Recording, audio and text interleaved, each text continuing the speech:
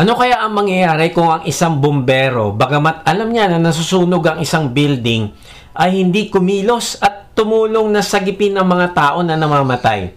Kasi iniisip niya, marami namang bumbero dyan. Sila na lang ang magliligtas. Imagine mo din, halimbawa, ang mga alagad ng Panginoong Hesus ay inutusan niya na magbahagi ng kaligtasan at gumawa ng alagad. Pero nangatwiran sila. Sabi nila, masyado kami busy, Lord. Iba na lang. O kaya sabi nila, hindi pa kami ready o qualified. Paano kaya tayo ngayon kung naging ganun ang kanilang sagot? Maring hindi nakarating sa atin ang mabuting balita ng kaligtasan. At kung hindi natin alam ang daan ng kaligtasan, ay nako, kapag nawala tayo dito sa mundo, ay haharapin natin ang kabayaran ng ating mga kasalanan sa susunod na buhay. Paano kaya kung ang isang nalulunod sa dagat ay hindi pinansin ng isang taong nakakita at sabi niya, trabaho ng lifesaver yan, hindi ko trabaho yan. O kaya naman, halimbawa, natuklasan mo ang isang gamot para makapagligtas ng isang nakakamatay na disease. Itatago mo ba ito o ibabahagi mo sa mundo?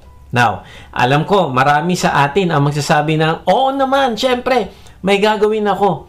Tutulong ako, magbabahagi ako ng kung anong makakaya ko. Hindi ako basta tatayo lang sa isang tabi kasi alam ko mapapahamak ang ibang tao. Wow! Praise God! Pero ang tanong ay pagdating sa mga naliligaw na kaluluwa, pagdating sa mga taong hindi pa nakakakilala sa Panginoong Hesus, yung mga taong nasasaktan, nade-depress, naguguluhan sa buhay dahil para silang tupa na walang gumagabay, mga taong alam mo mapaparusahan ng kamatayan sa susunod na buhay, ay ano ang iyong ginagawa para silang maligtas ng Panginoong Hesus? Inisip mo din ba na meron naman ibang tao ang magbabahagi ng mabuting balita sa kanila? Kaibigan, kung sinasabi mo na ikaw ay mananampalataya o tagasunod o alagad ng Panginoong Hesus, ikaw ay pinagkatiwalaan ng Panginoong Hesus ng isang misyon. Ano yun? Ibahagi ang mabuting balita ng kaligtasan at gawing alagad ang lahat ng tao sa mundo. Kaya lang, mas madalas ay nagdadalawang isip tayo, natatakot, o kaya nag-a-assume na mga pastor na lang o D-group leader ang gagawa niyan. Kaibigan, imaginein mo na may isang relay na karera. Nagpapasaan sila ng baton.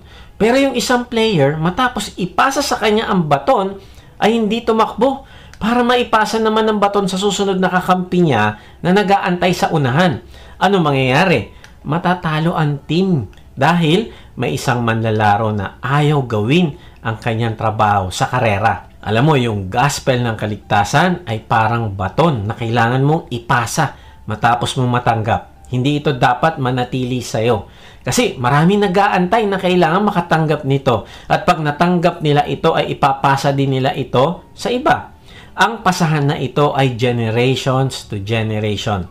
Ganon din ang paggawa ng alagad. Habang tayo ay dinidisciple ng iba, ay tayo din naman ang magdi-disciple din ng iba upang ang ating dinidisciple ay mag-disciple din ng iba. Pasa-pasa. Sabi nga ng Panginoong Hesus sa Mateo 28:19-20, kaya't habang kayo'y humahayo, gawin ninyong alagad ko ang mga tao sa lahat ng bansa. Bautismuhan ninyo sila sa pangalan ng Ama at ng Anak at ng Espiritu Santo. Turuan ninyo silang sumunod sa lahat ng iniutos ko sa inyo. Tandaan ninyo, ako'y laging kasama ninyo hanggang sa katapusan ng panahon. Ang binilin sa atin bago umakyat sa langit ang Panginoong Hesus ay gawin nating alagad ang mga tao. Ito ay hindi suggestion o isang option na pwede mo gawin o hindi, kundi ito ay isang seryosong utos sa atin ng Panginoong Hesus. Kasi sa ganitong paraan, nakarating sa atin ng kaligtasan at sa ganitong paraan din natin ito ipapasa sa mga susunod na henerasyon. Gagawin nating alagad ng Panginoong Hesus ang ating asawa, mga anak, at ang mga taong dadalhin sa atin ng Diyos at sila naman ay ipapasa din nila ito sa susunod na henerasyon. At dahil sa paggawa ng alagad ay mahalagang utos sa atin, ay ito ang pag-uusapan natin ngayon sa ating series na All for Love. Part 1, pinag-usapan natin ang nakakamanghang pagmamahal ng Diyos sa atin. At dahil dito, tinanggap natin ito ng walang pag-aalinlangan. Part 2, dahil sa kanyang pagmamahal sa atin, pinag-usapan natin kung paano naman natin ipapakita sa Kanya ang ating pagmamahal. Napag-aralan natin na kailangan natin magpakaligaya sa Kanyang salita, magpakaligaya sa Kanyang presensya, at sa Kanyang kalooban. Kung gusto nating ipakita ang pagmamahal sa Diyos. Then, part 3, habang lumalago tayo sa ating pagmamahal sa Kanya, ay mag-uumapaw naman sa atin ang ating pagmamahal ng walang kondisyon sa mga taong imperfect na gaya natin. At ngayon naman, sa huling bahagi ng ating series, ay pag-uusapan natin ang pinakamahalagang aspeto ng pagmamahal sa ating kapwa. Ito ay ang pagbabahagi sa kanila ng kaligtasan at paggawa sa kanila bilang alagad ng Panginoong Yesus. Ang title ng ating mensahe ngayon ay Fulfill Jesus' Command. Kaibigan, tapusin mo itong mensahe na ito, lalo na kung hindi ka pa kabilang sa isang discipleship group o maaaring kabilang ka sa discipleship group pero hindi ka pa gumagawa ng alagad. At kung ikaw naman ay hindi pa nakakakilala sa Panginoong Yesus, ay mas lalo mo panoorin ito dahil dito mo makikita kung ano ang purpose ng Diyos para sa iyo na kapag natupad mo ay magbibigay ito sa iyo ng peace, joy, and sense of direction. Magandang araw muli mga ka-WOTG. Salamat sa inyong pagsubaybay sa mga mensahe ng ating Diyos dito sa ating vlog na may bagong upload every Monday 6 p.m. Sa mga hindi pa nakakilala sa akin, ako po si Kuya Mike. Ang calling po sa akin ng Diyos ay magbahagi ng kanyang salita sa paraang mas madaling maiintindihan ng mga manonood. Salamat sa inyong lahat na nagdesisyon na isuko ang inyong sarili sa Diyos at sumali sa ating online discipleship group. Mag-type lang kayo ng join sa comment section kung hindi ka pa nakakasali. Siya nga pala, kung gusto mo sumama sa aming online worship service, ay ginaganap namin ito ng 11 a.m. Sunday. Copy mo lang ang link na nakalagay sa description at i-paste mo lang ito sa inyong Chrome o kahit anong browser at instantly makaka-join ka na sa ating online worship service. Pag hindi nyo makita ang link, ay mag-type lang kayo ng worship sa comment section. Okay, balik tayo sa topic. Ano nga ba ang mga prinsipyo na kailangan nating matutunan sa paggawa ng alagad? May tatlo tayong point. Una, Jesus commands us to make disciples. Pangalawa, Jesus has all authority. At pangatlo, Jesus is always with us. Pag-usapan natin ang una, Jesus commands us to make disciples. Basahin natin ulit yung talata kanina. Matthew 28:19-20, kaya't humayo kayo. Gawin ninyong alagad ko ang mga tao sa lahat ng mga bansa. Bautismuhan ninyo sila sa pangalan ng Ama at ng Anak at ng Espiritu Santo. Turuan ninyo silang sumunod sa lahat ng iniuutos ko sa inyo. Kaibigan, tanungin kita, ano sa palagay mo ang pinoproduce ng kumpanya na McDonald's? Siyempre, hamburgers. Ano ang pinoproduce ng hospital? Siyempre, healthcare. Halimbawa naman, ang isang eskwelahan, anong pinoproduce? Siyempre, mga graduates. Ang bawat isa sa nabanggit ko ay merong pinoproduce na produkto na magbibigay ng benepisyo sa iyo at sa akin. Now, ito naman ang tanong ko. Ano sa palagay mo ang pinoproduce ng isang church? Imagine mo, isang tao na nanampalataya at tumanggap sa Panginoong Yesus at nagsimulang pumunta ng church, nagsimulang mag-volunteer sa iba't ibang gawain sa church. Pero ano talaga ang purpose at ano dapat ang end result? Ayon sa Matthew 28:19-20, ang end result dapat ay paglago na maging isang disciple maker o isang taong gumagawa ng alagad o spiritual parent.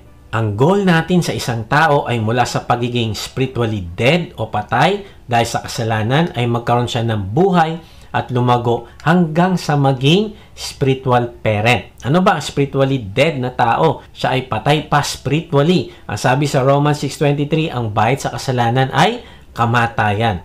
Dahil lahat tayo ay nagkasala, lahat tayo sa umpisa ay patay sa espiritu. Kaya sabi sa mga Ephesians 2:1, noong unay patay kayo dahil sa inyong mga pagsuway at mga kasalanan. Ang sabi ay patay kayo dahil sa kasalanan. Itong dahilan kung bakit tayo nagbabahagi ng kaligtasan upang magkaroon ng pagkakataon ang mga tao na mabuhay spiritually. na makilala at manampalataya sila sa Panginoong Hesus na naglilinis ng ating kasalanan. At kung siya ay nanampalataya na sa Panginoong Hesus, siya ay ipapanganak na muli. Siya ay magiging spiritual infant. Sabi sa John 3:3, sumagot si Jesus, pakatandaan mo, malibang ipanganak na muli ang isang tao, hindi niya makikita ang paghahari ng Diyos. Kaibigan, walang ibang way para makapunta tayo sa kaharian ng Diyos. Kailangan tayong manampalataya sa Panginoong Hesus upang tayo ay ipanganak na muli. Dito sa estado na ito, naging spiritual infant siya. Siya ay may buhay na at hindi na patay. Kaya lang, hindi tayo hihinto dito sa pagiging spiritual infant. Kailangan lumago tayo upang maging spiritual child. Ang spiritual child ay maaring meron ng konting nalalaman. Kaya lang, siya ay nakafocus pa din sa sarili. Ano makukuha ko sa church? Ano mapapala ko sa discipleship group? So, kailangan siyang tuloy-tuloy na pakainin dahil hindi niya kayang pakainin ng sarili niya. Kaya nga, ang taong ito, kailangan lumago bilang spiritual young adult. Ang young adult naman ay marunong nang kumain ng salita ng Diyos. Siya ay may delight sa Bible at may delight sa presensya ng Diyos. Meron na ding desire na maglingkod. Active na siya sa church at nagvo-volunteer. Nakatingin na siya sa pangailangan ng iba at hindi na sa sarili. Pero hindi siya hihinto dito. Kailangan niya lumago bilang spiritual parent.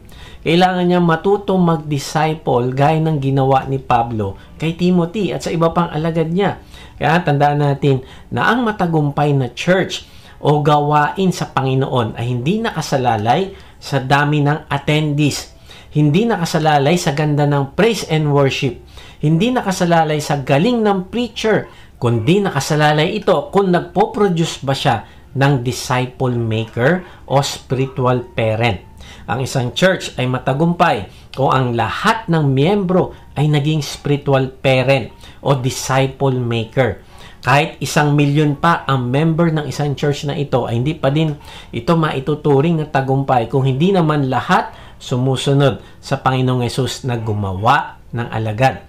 Kaya nga ating vision sa WOTG ay team, T-E-A-M, together, everyone, a multiplier. At paano tayo makakarating dito sa ating vision na ito? Siyempre, kailangan meron tayong mission to grow in our love for God, deepen our love for people, and develop disciple-making leaders.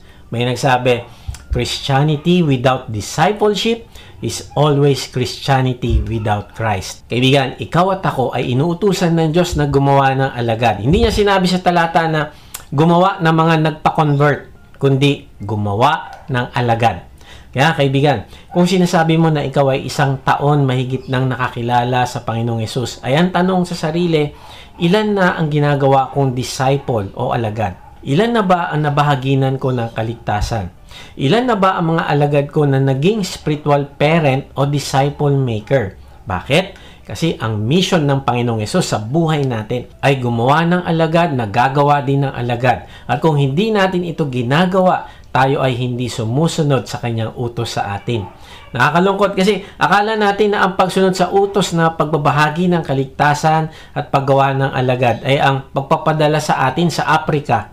Mali kaibigan, ang ating mission field ay kung saan tayo nilagay ng Diyos sa iyong pamilya, trabaho, negosyo, kaibigan, eskwelahan, komunidad, gaya ng ating kapitbahay, kasama sa barangay, palengke o tindahan. Ang ating mission field ay pwede din itong ginagamit nating online platform.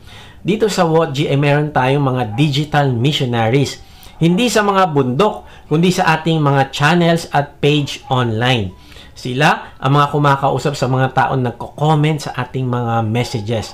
At kapag nakausap na sila, ay binabahagi na nila ito ng kaligtasan at nilalagay sa ating mga discipleship group. Now, maaaring inisip mo na may gumagawa naman pala yan eh. Okay na yan. Hindi kaibigan. Kailangan ka na buong katawan ng Panginoong Hesus. Team tayo sa pagsusulong ng kanyang kaharian. Lahat tayo ay kikilos at gagawa ng alagad dahil lahat tayo ay inutusan ng Panginoong Hesus. Maring sinasabi mo, hindi ako marunong. Kaibigan, relax. Ang unang step ay sumali ka muna sa discipleship group. Dito makakasama mo ang mga tao makakapagbigay gabay sa'yo, magpapalakas, mananalangin at magsasanay sa'yo na magbahagi ng mabuting balita at gumawa ng alagad. Sabi nga ni A.W. Tozer, only a disciple can make a disciple. Kaibigan, kung ikaw ay nagpapadisciple, ikaw ay matututo. Nakakalungkot kasi maraming tao ang gustong mag-disciple, gusto maging leader, pero ayaw magpa-disciple o hindi uma-attend sa kanyang D-group leader. Now, ang tanong, paano ba gagawa ng alagad? Ang paggawa ng alagad ay simple lang.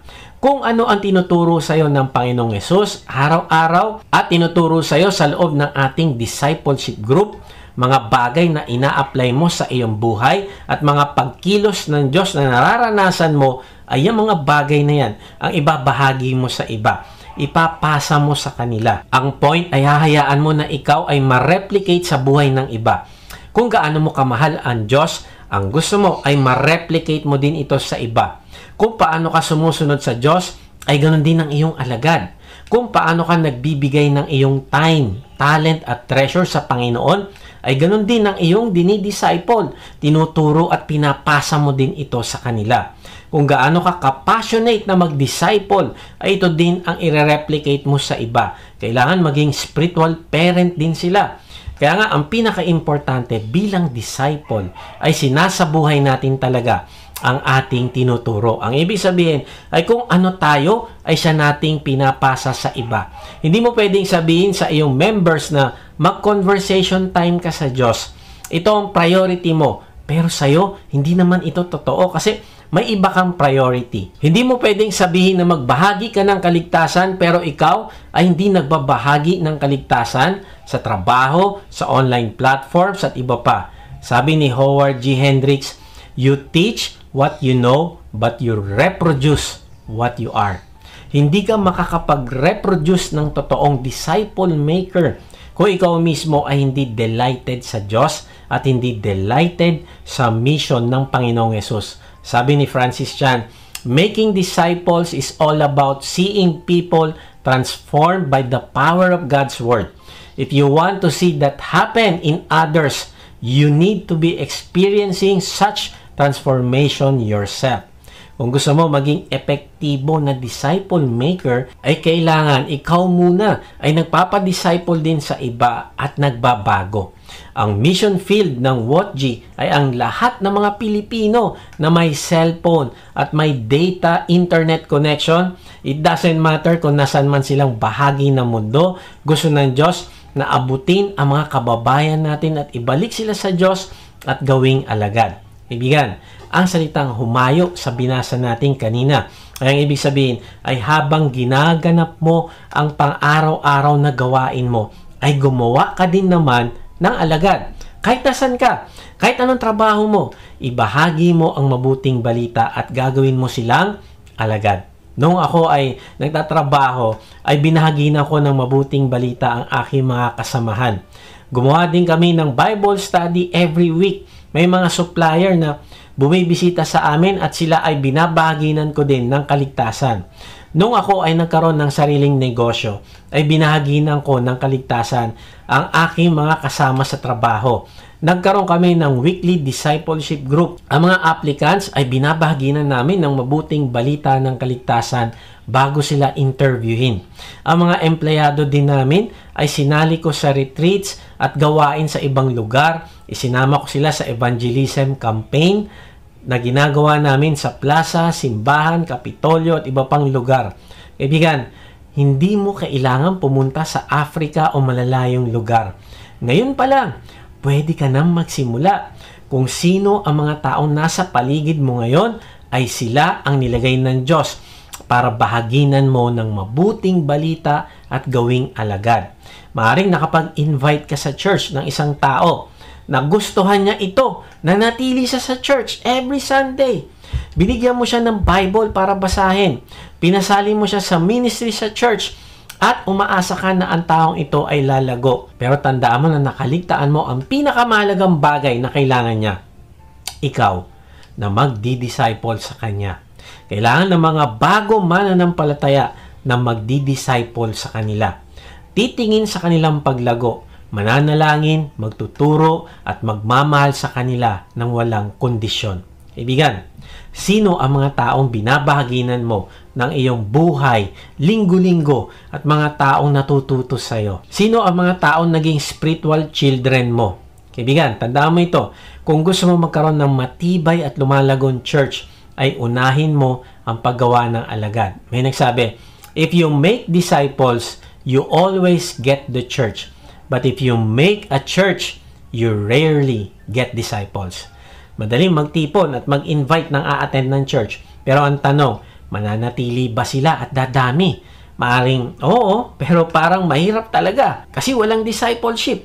Pero kung ang inuna mo ang paggawa ng alagad at ang mga nagawa mong alagad ay gumawa din ng alagad at ang mga alagad na ito ay nagtipon-tipon tuwing linggo, kaibigan, ang church na ito ay matibay. Bakit? Kasi nagsimula sila sa tama. Nagsimula sila sa discipleship. Ang lahat ng miyembro ay gumagawa ng alagad.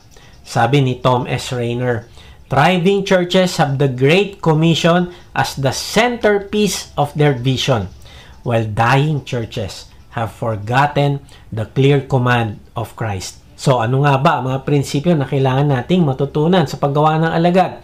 Una, Jesus commands us to make disciples. Ito'y inutos niya sa ating lahat. Pangalawa, Jesus has all authority.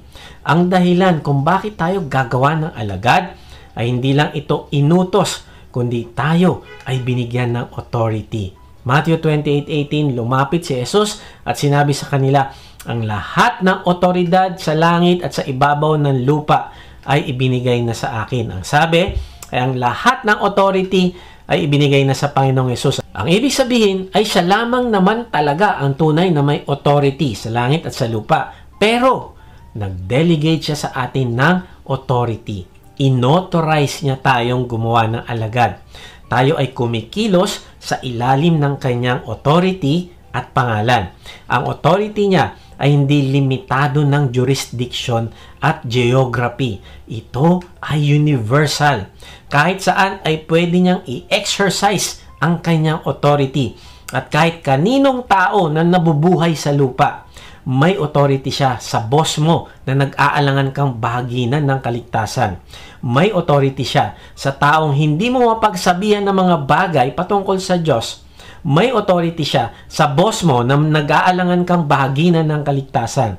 Kahit mataas ang posisyon niya sa mundo, si Kristo pa rin ang may tunay na kapangyarihan sa buhay niya. Kaya ng Panginoong Hesus na palambutin ang kanyang puso. May authority siya sa taong hindi mo mapagsabihan ng tungkol sa Diyos dahil sa takot o hiya. Kaibigan, walang puso ang hindi kayang hipuin ng authority ng Panginoong Hesus. May authority siya sa pamilya mong ayaw makinig sa Ebanghelyo. Siya ang may kapangyarihan na magbukas ng kabulagan ng isip at puso. May authority siya sa mga kaibigan mong ayaw mapag-usapan ang patungkol sa pananampalataya. Kaibigan, hindi mo sila kayang baguhin, pero kaya silang baguhin ng Panginoong Hesus. May authority siya sa eskwelahan mo kung saan maaring bawal ang pagsasalita tungkol sa pananampalataya. Kaibigan, walang sistema ng tao ang makakahadlang sa authority at plano ng Diyos. May authority siya sa mga atheist at hindi naniniwala sa Diyos. Sa maniwala ka at sa hindi. Kahit anong pilit nilang itanggi ang katotohanan, siya pa rin ang may hawak ng kanilang buhay. May authority siya sa mga relihiyon na taliwas sa katotohanan ng gospel. May authority siya sa mga taong galit sa Diyos o sa Kristyanismo. Kahit ang pinakamalaking kaaway ng pananampalataya, kaya niyang baguhin. Katulad ni Pablo noon na pine-persecute ang mga Christians. Pero nakita natin, si Pablo ay binago ng Diyos. Bakit? Kasi may authority siya. May authority siya sa social media at digital platforms. Kahit sa online world, walang makakahadlang sa pagpapalaganap ng mabuting balita ng kaligtasan.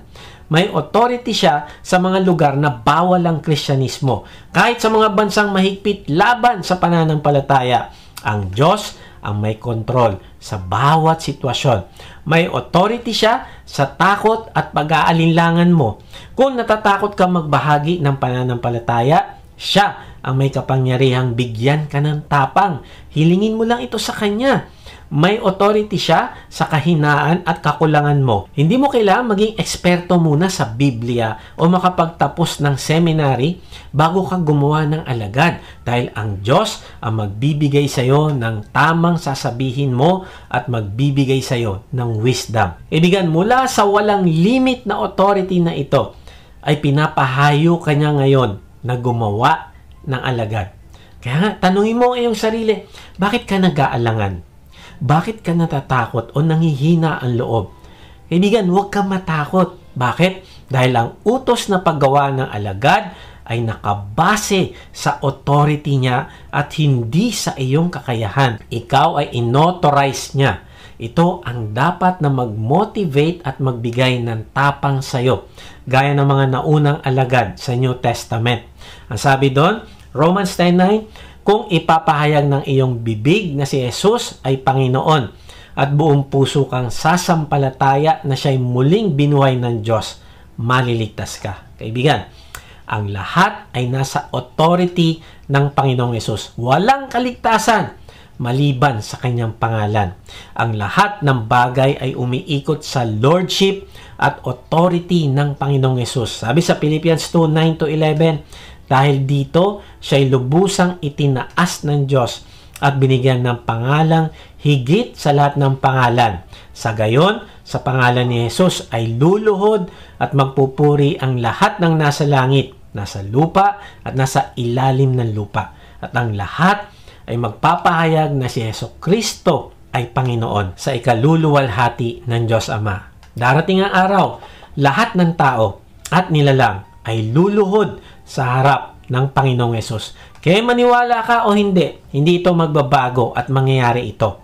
May mga nagsasabi na, ako tinanggap po ng Panginoong Yesus bilang aking Lord. Alam mo, sa totoo lang, wala kang choice at wala akong choice kundi ang lumuhod na ngayon sa harap niya at magpasakop kaysa balang araw ay luluhod ka sa Kanya pero huli na ang lahat. Wala kang choice dahil kahit sabihin mong hindi ka naniniwala, ay darating ang araw, luluhod ka pa rin sa Kanya. Pero huli na ang lahat. Kaya ngayon pa lang, kaibigan, isuko mo na ang iyong buhay sa Kanya at magpasakop ka. Itong ibig sabihin ng paggawa ng alagad. Tatawagin natin ang mga tao na isuko nila ang buhay nila sa Panginoong Yesus na siyang Lord at Master ng lahat. At pag na-realize mo ito, susundin mo Panginoong Yesus na gumawa din ng alagad. Habang ikaw ay humahayo, sasabihin mo, Jesus is Lord. Jesus died on the cross for you. He's risen from the grave at kung mananampalataya ka sa Kanya, ay maliligtas ka. Huwag ka matakot, humakbang ng pagsunod. Nakakalungkot kasi maraming Kristiyano nag-aantay na sila ay maging perfect bago gumawa ng alagad. Kabisado nila muna dapat daw ang Bible. Dapat maganda ang sistema ng discipleship at evangelism. Dapat maayos ang program. Kaibigan, hindi ito darating dahil palaging merong aayusin sa sistema. Meron palaging i-improve sa program.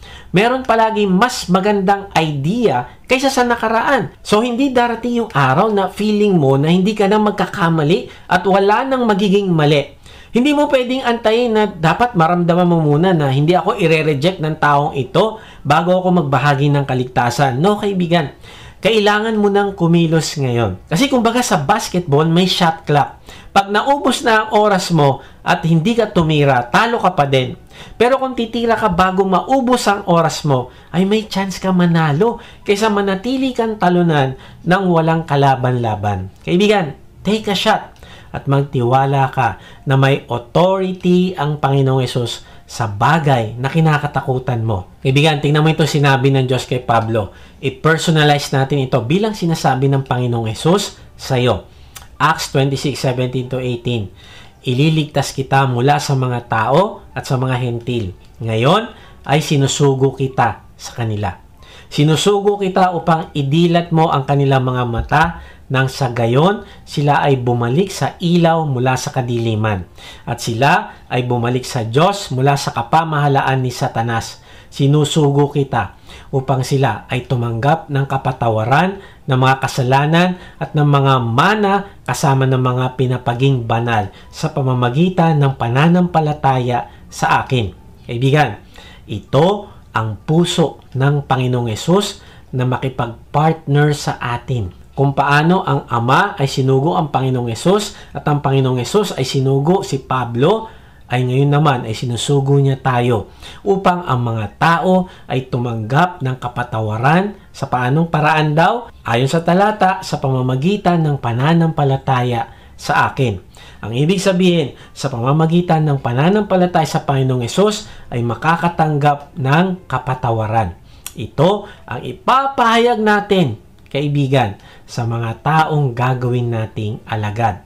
2 Corinthians 5:20, kaya nga, kami mga sugo ni Kristo, ang Diyos mismo ang nakikiusap sa inyo sa pamamagitan namin, kami nakikiusap sa inyo. Alang-alang kay Kristo, makipagkasundo kayo sa Diyos. Kaibigan, ikaw at ako ay sugo o kinatawan o ambasador. Kasama ka sa misyon ng Panginoong Hesus sa pagliligtas at paggawa ng alagad. Tandaan mo ito, maraming misyon sa lupa ang mabibigo, pero ang misyon ng Diyos ay hindi mabibigo.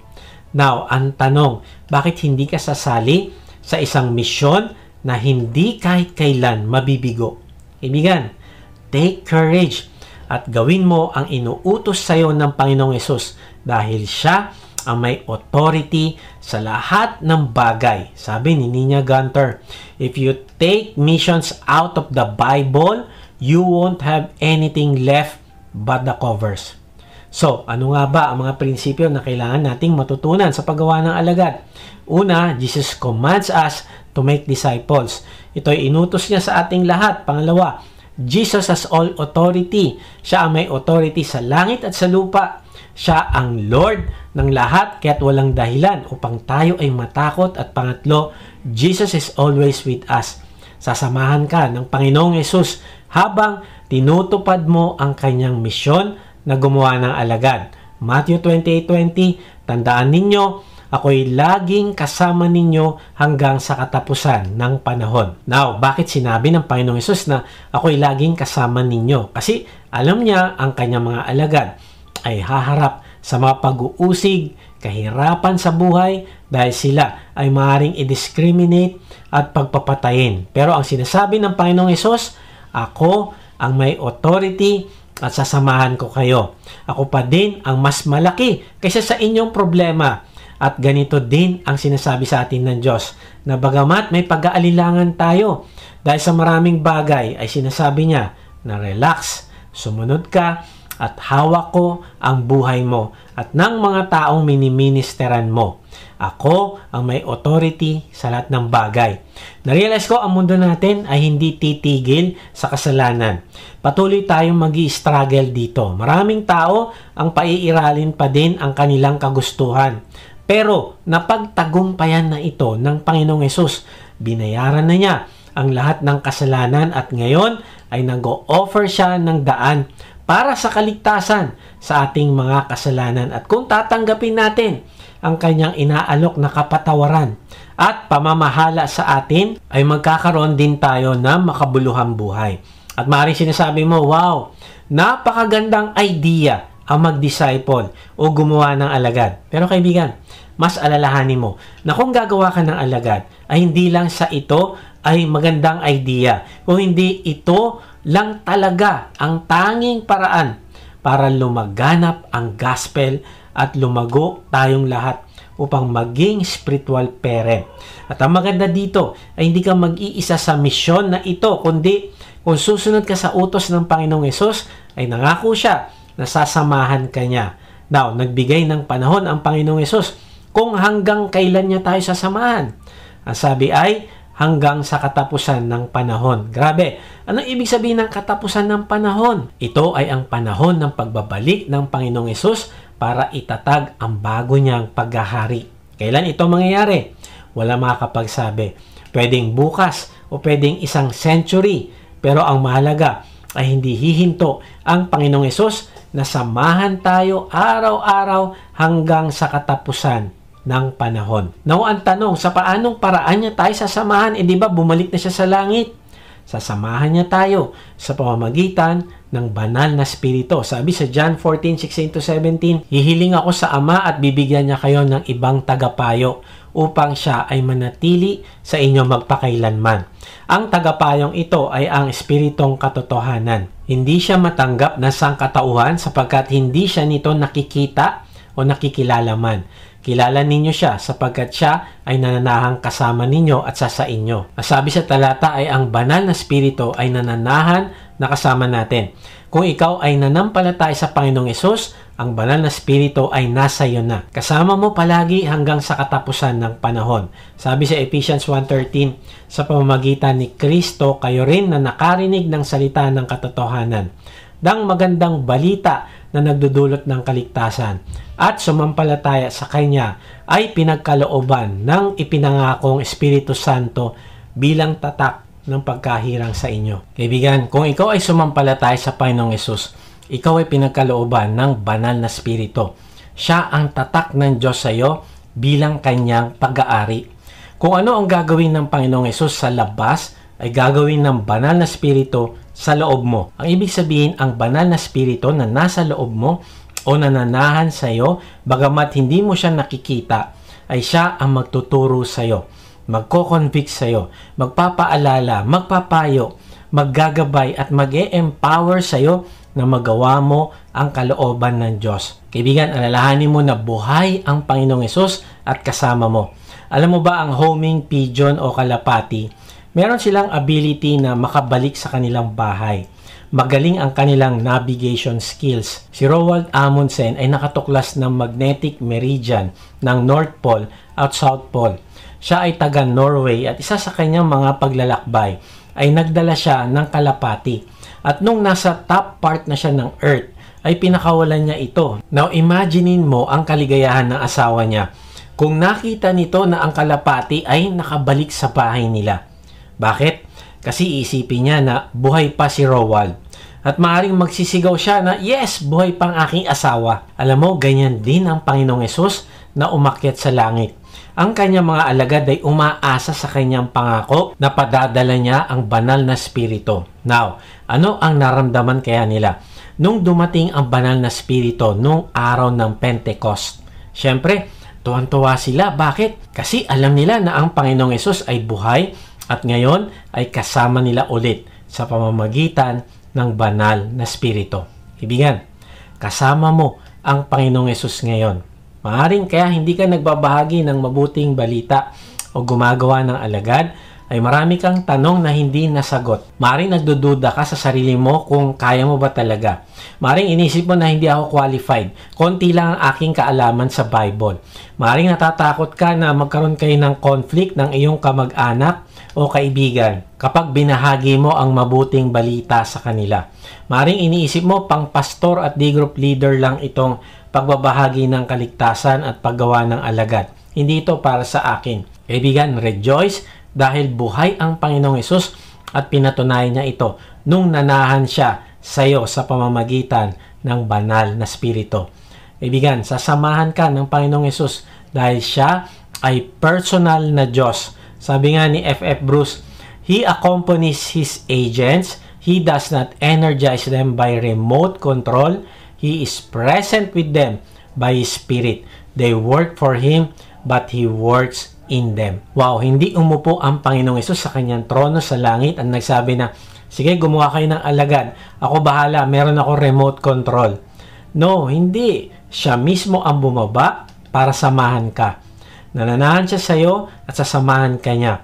Kaya nga sa mga pagkakataon na tayo ay nahihirapan, makakaasa tayo na naririnig niya tayo. Sasagutin ang ating panalangin at pangungunahan niya tayo upang tayo ay magtagumpay sa lahat ng area ng buhay natin. Ginawa niya tayong partner niya sa pagpapalaganap ng kaligtasan at paggawa ng alagad. Sabi nga ni Phil Cox, disciple making is not something we do. It is something God accomplishes as we fix our thoughts, desires, and efforts on Jesus. Sa totoo lang, ang discipleship ay hindi nakafocus sa atin. Ang discipleship ay nakafocus sa kung anong gagawin ng Diyos sa taong kakausapin mo at gagawing alagad. Huwag kang mag-focus masyado sa iyong sarili, kundi isipin mo na ang gagawin mo ay para sa Panginoong Hesus at sa taong miniministeran mo. Silang dalawa ang mag-uusap at ikaw lang ang instrumento ng Diyos. So kung anuman ang maging tugon ng tao na yon sa Panginoong Hesus, ay iiwan mo na yon sa Panginoong Hesus. Na-realize ko kaya tayo nadidisappoint ay pag yung response ng isang tao ay hindi tugma sa ine-expect natin. At kapag ganito ang nangyayari ay umaayaw na tayo. Kaya nga gusto kang samahan ng Panginoong Hesus kasi may tendency tayo na sumuko agad pag nahirapan. Ayoko na, quit na ako. Hindi ko alam sa inyo pero minsan ay naiisip ko na sumuko din o mag-quit at tumigil mag-serve. Pag merong umuusig sa akin, may temptation na huminto ako. Pag walang masyadong comment na maganda o pumapansin sa akin, may tendency akong mag-quit. Pero nagko-convict sa akin ang Panginoong Hesus sa pamamagitan ng kanyang banal na spirito. At nagsasabing, napakalaki ng harvest at maraming tao ang gusto niyang abutin. Kung ginawa niya ang lahat para samahan ako, ay nagpapahiwatig ito kung gaano kahalaga ang pinapagawa niya sa akin at ang aking pagsunod ay pagpapahalaga sa effort niya na samahan ako at i-empower. Pangalawa, hindi mahalaga kung anong inumpisahan ko, kung hindi kung ano ang tinapos ko. Nakarating ba ako sa finish line ng karera ko na naging tapat ako na gamitin para sa kaharian niya ang aking time, talent at treasure? Sabi sa 1 Peter 2:9, ngunit kayo'y isang lahing pinili, grupo ng maharlikang pari, isang bansang nakalaan sa Diyos, bayang pag-aari ng Diyos upang magpahayag ng mga kahangahangang ginawa niya. Siya ang tumawag sa inyo mula sa kadiliman patungo sa kanyang kahangahangang kaliwanagan. Wow, ang ganda ng verse na ito. Kung ikaw ay alagad ng Panginoong Hesus, ikaw ay maharlikang pari. Tinawag ka ng Diyos para magpahayag ng kanyang kamanghamanghang ginawa sa sangkatauhan at sa iyong buhay. Kaibigan, kung totoong tinawag ka ng Panginoon, ay ikaw ay nilipat mula sa kadiliman papunta sa kaliwanagan.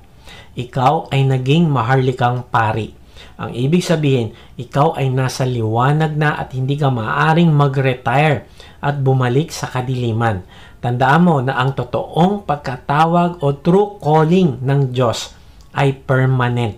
Hindi ito temporary job o career, kundi ito ay panghabang buhay na commitment. Kung may isang tao na madali lang siyang mag-quit sa ministry, ay baka hindi siya totoong tinawag ng Diyos. Ang paglilingkod sa Diyos ay hindi hihinto kapag naabot mo na ang certain age. No, walang retirement plan dito sa lupa. Ang retirement natin ay kapag pinauwi na tayo ng Panginoong Hesus sa langit. Ang totoong tinawag ay maglilingkod kahit hindi convenient. Bakit? Dahil sasamahan ka ng Panginoong Hesus sa iyong sitwasyon. Siya ang iyong magiging kalakasan. Kaibigan, kung gusto mo mag-volunteer sa gawain natin dito sa online, ay pwede. Kailangan natin ng greeters, graphic artist, video editor, live tech at iba pa. Mag-type lang kayo sa comment section ng volunteer at bibigyan namin kayo ng registration form. Step up and step out and fulfill your God-given mission. Kung ikaw ay hindi pa kabahagi ng discipleship group, ay maglingkod ka dito sa loob ng discipleship group. Kung member ka naman, ay magsimula ka na mag-disciple din ng iba. Ang success ng church ay nakasalalay kung ang lahat ba ay naging spiritual parent. Sabi nga ni Bill Hall, success should be measured not by how many disciples are made, but by how many disciples are making other disciples. Na-realize ko, ang problema ay maraming tao ang hindi naniniwala sa panawagan ng Panginoong Hesus na gumawa ng alagad. Kaya ang daming activities o program sa church na nakakahadlang sa pag-focus sa pinakamahalagang misyon na gumawa ng alagad. Halimbawa, church picnics, concerts, sports leagues, social club, mga iba't ibang meeting na hindi nagpo-produce ng disciples, sobrang pag-focus sa fundraising and building projects o paggawa ng mga programa para maging convenient ang mga worshiper, na sila ay ini-spoil na tuwing Sunday ay mauupo at makikinig lang at pwedeng hindi sumali sa gawain kasi baka mahirapan. O kaya gumagawa ng misyon o street evangelism na walang mechanism para mag-follow up at mailagay sa discipleship group. At sa dinami-dami ng ginagawa sa church ay nakalimutan na ang totoong pinag-uutos ng Panginoong Hesus na gumawa ng alagad. Kaibigan, kung naniniwala ka sa authority ng Panginoong Hesus, kung naniniwala ka na sasamahan ka niya kahit anong mangyari, then simulan mo sumunod sa kanya sa utos niyang gumawa ng alagad. Sabi nga ni Mike Breen, if you make disciples, you always get the church. But if you make a church, you rarely get disciples. Sabi sa Revelation 3:20, tingnan mo, nakatayo ako at kumakatok sa pintuan. Kung diringgin nino man ang aking tinig at bubuksan ng pinto, papasok ako at kakain akong kasalo niya. Kaibigan, marahil first time mo dito sa ating channel. Ngayon ay kinakausap ka ng Panginoong Hesus. Kumakatok siya sa puso mo. Kung bubuksan mo yan, ay papasok siya at mananahan sa'yo. Invite mo siya na pumasok sa'yo at samahan ka niya hanggang sa katapusan ng panahon. Ipahayag mo sa Panginoong Hesus ang iyong pagsuko at pananampalataya sa pamamagitan ng panalangin. Kahit nasan ka ngayon, ay panalangin mo ito sa Kanya. Panginoong Hesus, inaamin ko po na ako ay makasalanan. Patawarin mo po ako. Nananampalataya po ako na ikaw ang nagbayad ng aking kasalanan sa krus. Ngayon nga ay binubuksan ko na aking puso. Pumasok ka at manahan sa akin. Tinatanggap kita bilang aking Panginoon at tagapagligtas. Simula ngayon ay tatalikdan ko na aking kasalanan. Tulungan mo ako maging instrumento din ng kaligtasan para sa iba. Amen. Kung sumabay ka sa panalangin natin bilang pananampalataya at pagtanggap mo sa Panginoong Hesus, ay mag-iwan ka sa comment section ng salitang accept para makilala ka namin at masama sa aming panalangin para sa iyong paglagong spiritual. Kung na-bless ka naman sa message na ito, ay inaanya kita mo subscribe sa aking YouTube channel upang ma-notify ka pag may bago na kaming video. Ibahagi mo din ang mensahe na ito sa iba na mga nanghihina, nangangamba sa buhay at nasa kapighatian upang ma-encourage sila na lumapit sa Diyos na nagmamahal sa atin. Kung gusto mo namang mas makilala pa ang Diyos, ay sumama ka lang sa aming online discipleship group. Type mo lang ang salitang join sa comment section. Salamat nga pala sa mga nagsusupport sa ating ministry.